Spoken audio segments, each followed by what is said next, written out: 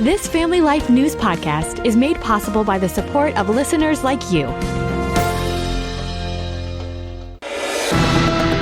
It's the Noon Report from Family Life, bringing a Christian worldview to what's happening in New York, Pennsylvania, across the country, and around the world.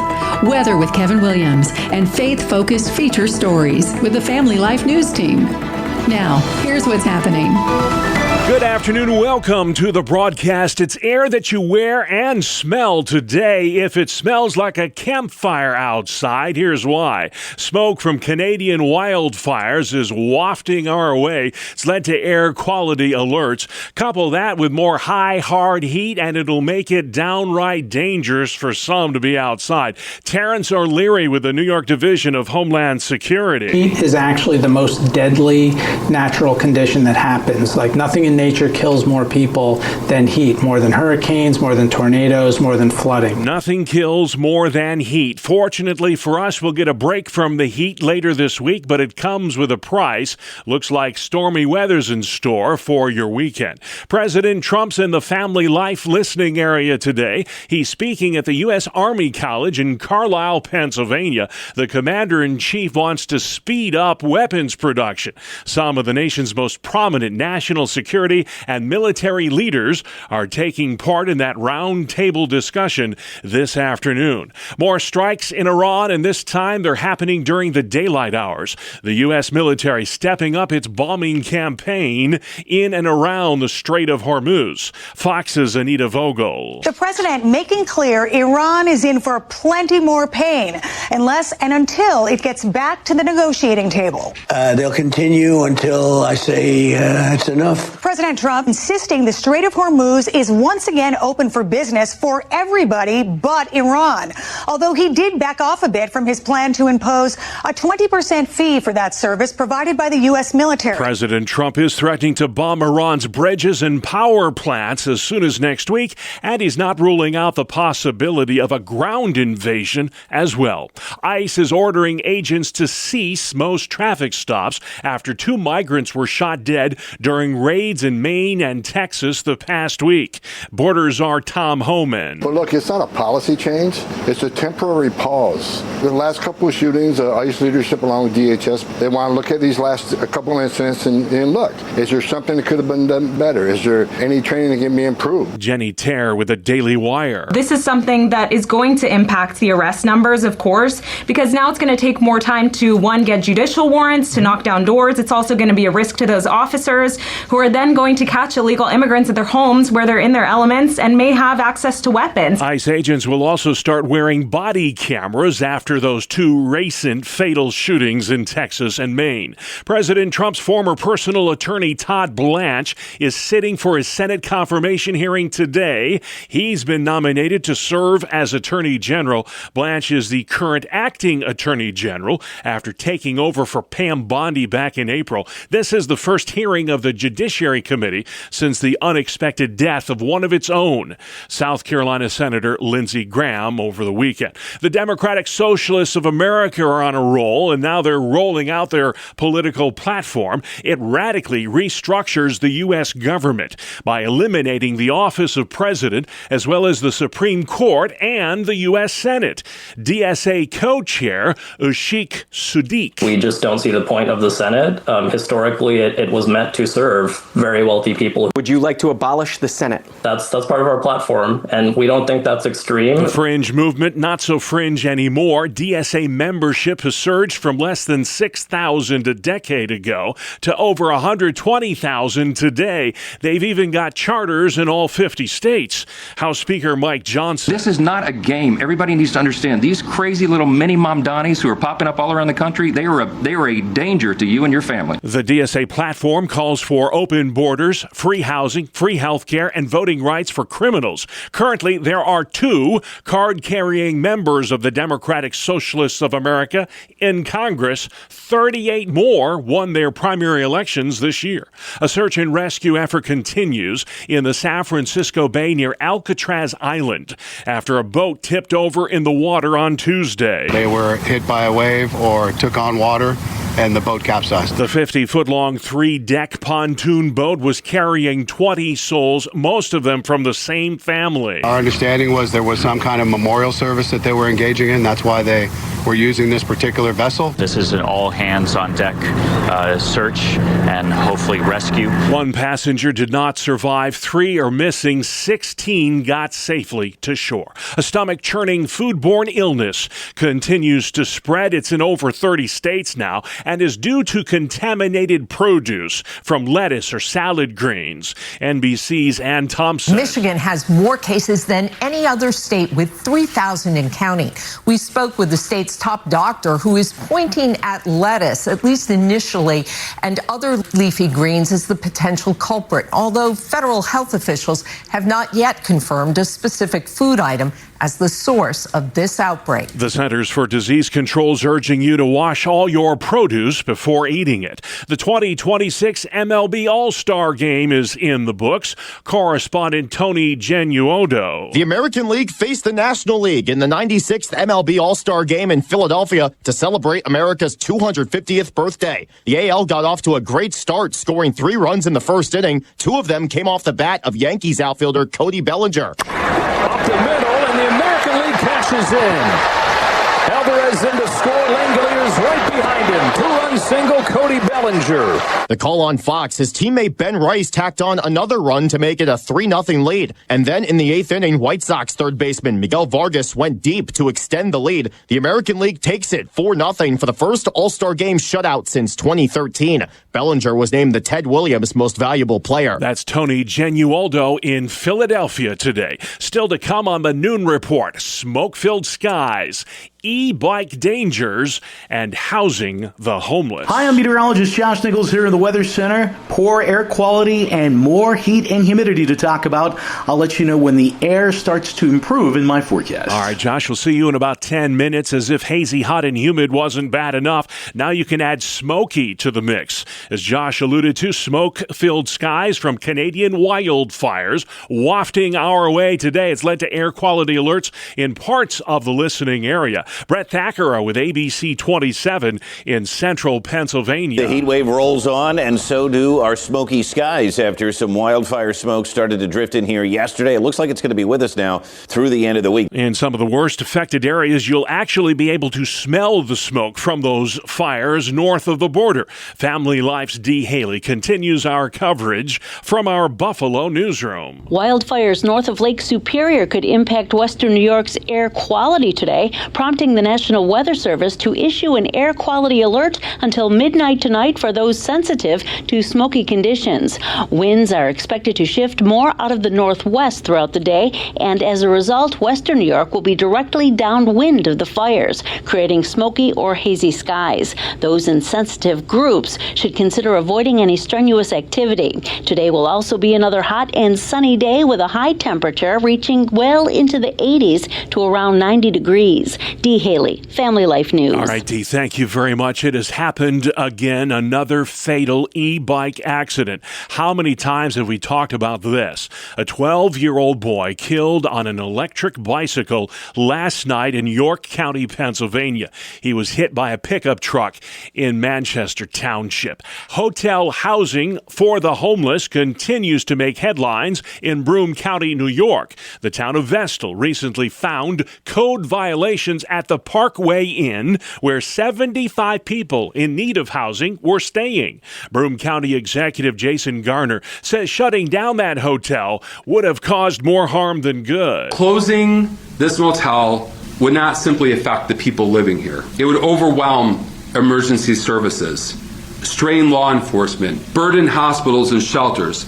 increase pressure on schools and human service agencies, and leave the town of Vestal with approximately 75 additional unhoused residents overnight. Last month, an arson attack at the Knights Inn in Endwell killed 6 people. That Broome County hotel was also being used to house the homeless. As mentioned earlier, President Trump in Pennsylvania today. He's attending a roundtable discussion at the U.S. Army War College in Carlisle. Among the speakers are Pennsylvania Senator Dave McCormick and Congressman Scott Perry. General Dan Kane, chairman of the Joint Chiefs, is also in attendance. The president wants to speed up production of weapons. That's one of the things they're talking about today. More reaction today to New York's one-year ban on large-scale AI data centers. The Empire State is the first in the country to enact a statewide moratorium. Governor Hochul says it'll give New York regulators more time to develop rules to protect the environment and the power grid. We don't believe there's a conflict between the innovation economy and our desire to just pause and make sure, as we lean into the future of how we power AI, that we do it right. This is what New Yorkers deserve. Liz Moran with Earth Justice applauds the move. We're going to have to keep a close eye on how this is implemented, of course. There are a number of next steps that we'll be looking for coming out of this executive order, and New Yorkers will ultimately be watching. But this serves a really important need. Critics of AI data centers cite the tremendous amount of water needed to fuel those facilities, as well as the amount of energy needed to power them. Governor Hochul's opponent in the November midterms, Nassau County Executive Bruce Blakeman, opposes this one-year moratorium. Weeks after the Pennsylvania Supreme Court ruled that skill games are illegal slot machines, lawmakers must now decide how to regulate them. If Pennsylvania politicians do not act by mid-October, police will be under orders to remove them.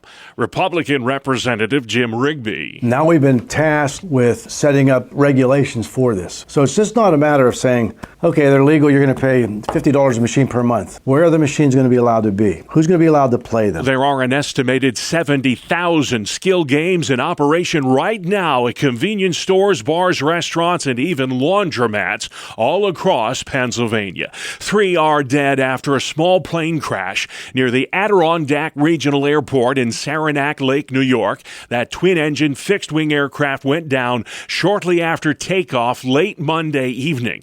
It was less than 100 feet off the ground when it lost communications with air traffic control. A former church leader and youth soccer coach from Western New York pled guilty to sexually abusing 2 girls under the age of 15. 47-year-old John Camardo, a former executive pastor at the Chapel and girls travel soccer coach. Former Erie County DA John Flynn dealt with these crimes and these instances of sexual misconduct regarding churches a lot in my time as DA. So when I hear about it, obviously, it causes me great distress. Police say Camardo knew the victims and the abuse happened over the course of more than a year. WIVB's Trina Catterson. The DA's office says it's not aware of any complaints involving other potential victims right now, but anyone who may have information relevant to this investigation or who may have been a victim is encouraged to contact the DA or the Amherst Police Department. The Chapel says it suspended the pastor as soon as it learned of the charges. The Amherst Soccer Association also took similar action. Camardo will be sentenced in September and faces 6 to 8 years behind bars. A Pennsylvania state trooper is running a marathon this fall to honor a fallen colleague. Montana Trombetta will be competing in the Erie Presque Isle Marathon September 13th near Erie, PA. He hopes to raise over $100,000 for the family of Corporal Timothy O'Connor. That state trooper was killed in the line of duty in March while making a traffic stop in Chester County. Big changes are coming to high school baseball next year. School and travel players will be allowed more options in the batter's box. They're being permitted to swing lighter bats. Travel coach Derek Belinsky tells WGRZ those changes, however, could endanger player safety. You have these 16, 17, 18-year-olds that have been swinging drop threes, and they finally move down to a drop six. They can definitely turn into something dangerous. Drop 4, 5, and 6 bats. These are lighter bats, and they're expected to hit store shelves within the year. We've got more sports next. It's the 2-minute drill on the Family Life Noon Report. Good afternoon. I'm Randy Snaley. Bob, there were two major sporting events yesterday. We'll begin with Major League Baseball's All-Star Game. The mid-season classic was a bit of a dud, especially for the National League. They only managed 3 hits in the game, and they struck out 15 times. The Americans produced 7 hits and 4 runs.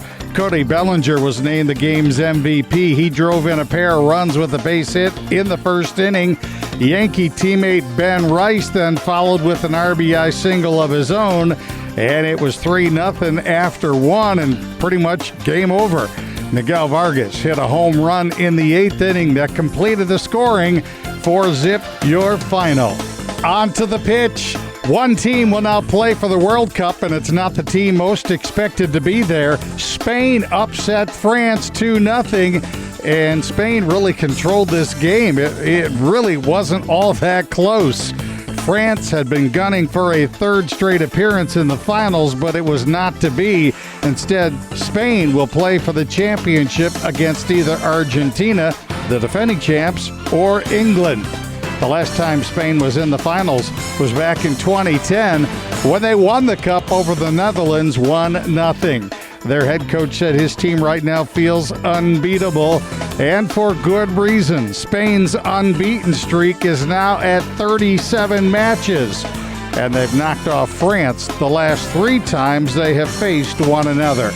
Speaking of today's matchup between England and Argentina, it will be the first time in Lionel Messi's career that he will play England. Messi is tied for the lead with 8 goals scored in the World Cup. That is a look at sports. All right, thank you, Randy Man. Still to come on the Noon Report, a midweek edition. ICE halts traffic stops, the new Iran ultimatum, and time is almost on our side. Welcome to Breakpoint, a daily look at an ever-changing culture through the lens of unchanging truth. For the Colson Center, I'm John Stone Street. A new study that draws on 122 years of mortality rates in the U.S. is offering a window into suicide trends. Rather than focusing on just individual or psychological traits like depression and substance abuse, researchers in this study sought to understand the role that societal factors play in driving trends. Among other things, the results point to the role that the church can play in offering hope. The data points to a number of significant shifts. Suicide rates are higher and start younger each and every decade. Death by suicide among women is skyrocketing. Rural suicides now exceed those in metropolitan areas, and suicide rates have peaked during periods of major social upheaval, like the Industrial Revolution and the Great Depression, and even, surprisingly, the advancement of the women's rights movement. This should put us on alert in the coming age of AI. According to these researchers, and I quote, suicide appears to be powerfully shaped by what's happening in society, economically, socially, and culturally. Now, among the factors that are most apparent, especially for young people, are technology and family structures. The generation that is most digitally connected than any other before it also is the loneliest in all of recorded history. A joint study that was released a year ago also revealed this connection between addictive screen use among young people, like gaming and compulsive social media checking, and suicide risk. Another study showed correlation between youth loneliness and shrinking family sizes, including single-parent homes, because, the study suggested, and I quote, children are less likely to have automatic peer interaction or large support networks at home. And this increased screen use, combined with decreased human connection, can also help explain that rise in suicide in rural areas. What the study does not address, really, are the vast ideological shifts that have taken place culturally over the decades. Certainly, the shifts toward radical autonomy, expressive individualism, self-determination, all must be considered. Not to mention the very confusing messaging that always accompanies the push for legal medically assisted suicide. Still, the study's authors did suggest where solutions to the suicide crisis could be found. And I quote, if suicide risk rises and falls with broader social conditions, then prevention has to go beyond the clinic. We need tailored strategies that address connectedness, community, economic stability, and the lived experience of entire generations, not just interventions targeted at individuals after they are already in crisis, end quote. Did you catch all that? Connectedness, community, stability, generational mentors? Look, if that doesn't sound like families and churches, it should. Back in 2018, Lifeway Research reported that only 27% of churches had a real plan to assist families affected by mental illness. And though a majority of pastors reported being equipped to handle suicide threats in their churches, only 4% of church goers who lost a loved one to suicide said that church leaders were even aware of the struggles. Churches have an incredible opportunity to make a difference in this area. The Hope Always course is a great way to prepare, to become the kind of first responder that can really make a difference. In this course that's offered within the Colson Educators Learning Platform, Dr. Matthew Sleeth provides a biblically grounded and medically sound way to understand suicide and respond to it with clarity, confidence, and courage. Learn more at colsoneducators.org. That's colsoneducators.org. For the Colson Center, I'm John Stonestreet with Breakpoint.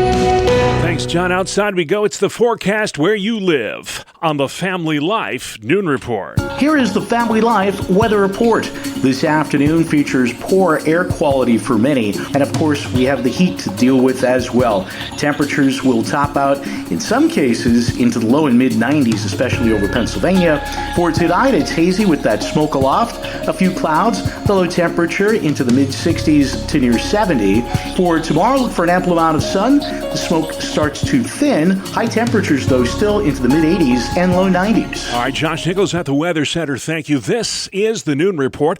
I'm your host, Bob Price. Here's what's going on Wednesday, the 15th day of July. President Trump's in the Family Life listening area today. He's speaking at the U.S. Army War College in Carlisle, Pennsylvania. The commander-in-chief wants to accelerate weapons production. Some of the nation's most prominent national security and military leaders are taking part in that roundtable discussion today. Mr. Trump's issued a new ultimatum to Iran as the U.S. steps up military attacks. Forces today launched rare daytime strikes on Iranian targets in and around the Strait of Hormuz.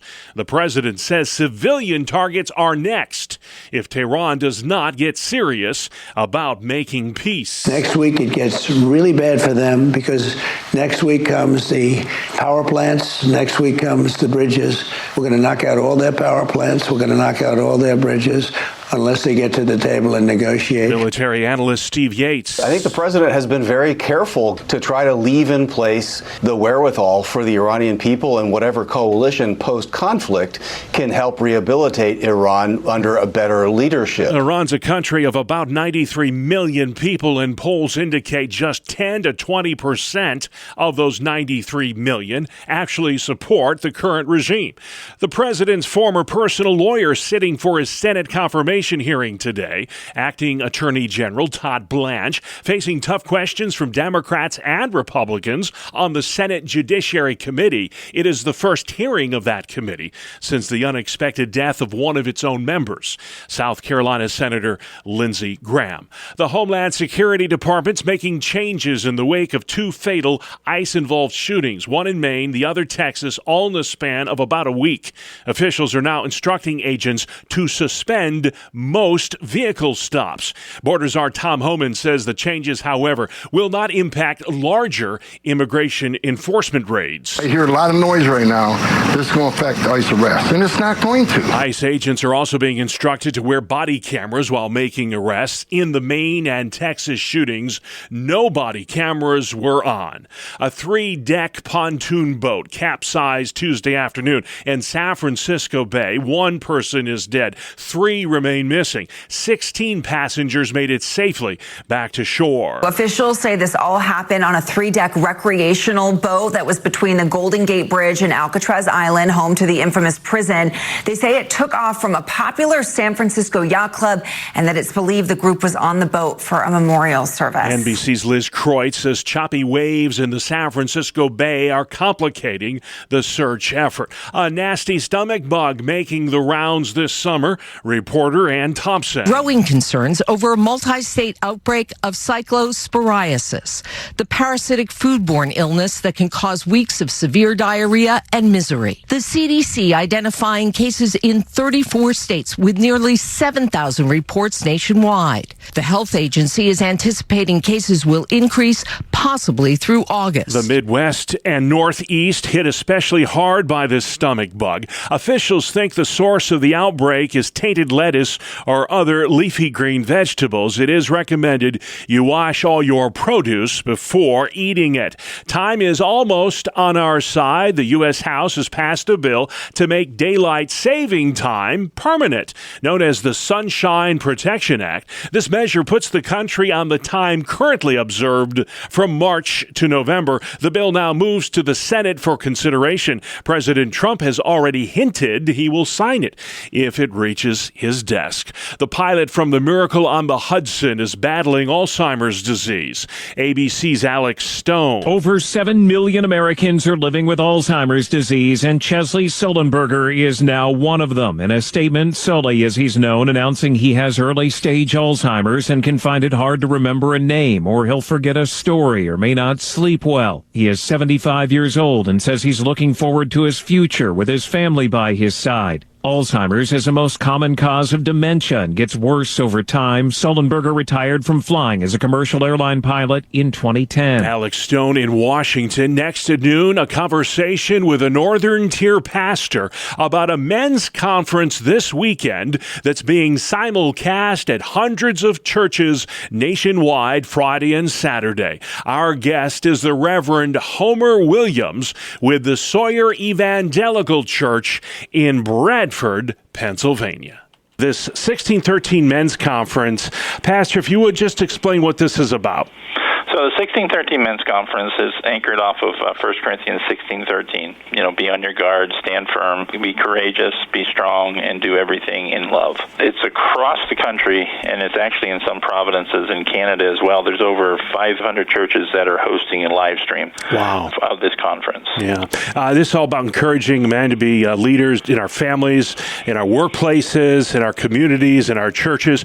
Kind of, I would imagine, like what the Promise Keepers, I hate to use the word movement, but message was way back when they were popular. Is it kind of a similar thing here, Pastor? That's what they're hoping for. They're hoping to get men to understand that masculinity is not a bad thing. How has masculinity been hijacked in our culture today? Well, I think it's because we've been told that if we try and exert dominion over things, that it can make people afraid. Yeah. And actually, there's a quote in 1613 Men's Conference that I really love, which is, masculinity is not bad. Yeah. It's weakness and passivity. So allowing things to happen, that we should be stepping up and saying, that is wrong and we need to address that. Yeah. We've seen the blurring of the genders over the years, whether it's the trans sports thing or the LGBTQ agenda. What has been the net effect of that on our country, Pastor? Well, I think it's mostly affected the church, because you can see within churches there are a lot of women that are stepping up in leadership and doing things, but there aren't many men within churches. Yeah.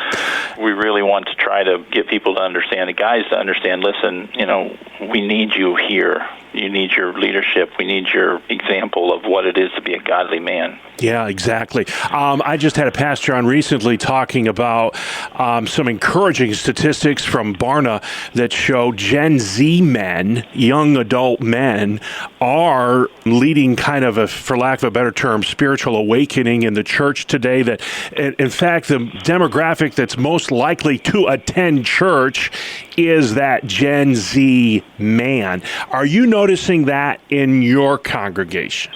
We're starting to see that movement slowly come up, but it's taking a while. Yeah. My congregation is mostly older men, but we are starting to see some of the younger men stepping up. I'm seeing our middle school group really doing a lot, leading and doing things within our congregation. If I were to ask you, what does biblical masculinity look like? How would you answer that? I would say that it's where we lean completely upon the Lord. Listen to what He has to say to us, to be courageous, to step up for those things that need to be addressed, need to be challenged within our culture. and allow God to lead us in how we need to do that with gentleness and respect. Amen. So it's 1613mensconference.com. That's 1613mensconference.com if you want more information. Pastor, explain what the evening will look like. It begins on the 17th, correct? And then will be, again, simulcast on the 18th. Explain how the whole setup works here. We'll be doing live stream here at Sawyer, which is 777 South Kendall Avenue in Bradford, PA. We are asking for registration for ours, and it's just so we can get a count. It's completely free for anybody that comes, including lunch on Saturday. And they can do that by going on to our website, SawyerEvangelicalChurch@gmail.com, to register. We're going to open the doors at 5:30. The live stream starts at 6 on Friday night, and then it starts at 8 o'clock on Saturday. And then Saturday, after it's all over, we're actually doing a baptismal service. Awesome. Here. Awesome. I've seen the lineup of speakers. Man, you got a great lineup. John Stone Street, Brian Dawkins, Anthony Munoz. Just some great speakers to talk to men, to encourage men. You know, so many men feel down and out, like they're not making a difference. They feel defeated. They feel exhausted. They feel depleted. If you would, in just a word, finally, Pastor, what do you hope men will take away from this conference this coming weekend? I am hoping that they leave this conference charged up enough to say, what can I do for the kingdom of God? That's my hope.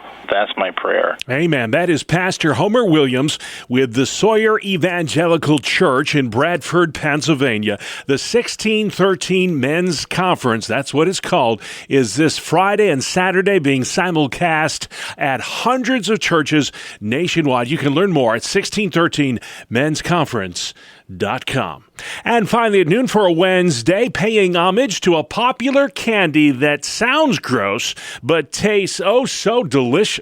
Correspondent Bree Tennis. Today is National Gummy Worm Day. German candy company Trolli says they're an evolution of the gummy bear, but they're not related. They were invented in 1981, but back then they were called gummy squiggles. And make no mistake, there's nothing healthy about them. Corn syrup, sugar, gelatin, flavoring, and food coloring. They're not vegetarian, not vegan. They're super high in sugar and calories, but they're fruity and sweet, unless you pick the sour kind. I'm Bree Tennis. Oh, the sour kind, or the best kind, Bree. Thank you very much. And that's our world, the world we live in. Wednesday, the 15th day of July. I'm Bob Price, Family Life News. You've been listening to the Noon Report, heard weekdays on Family Life. Thank you for listening. Thank you for listening to this Family Life News podcast. If you've been encouraged by what you've heard, please share it with others and click the subscribe button to automatically receive future episodes. Family Life is a listener-supported ministry. Podcasts like this are made possible by your financial partnership. Find out more at familylife.org.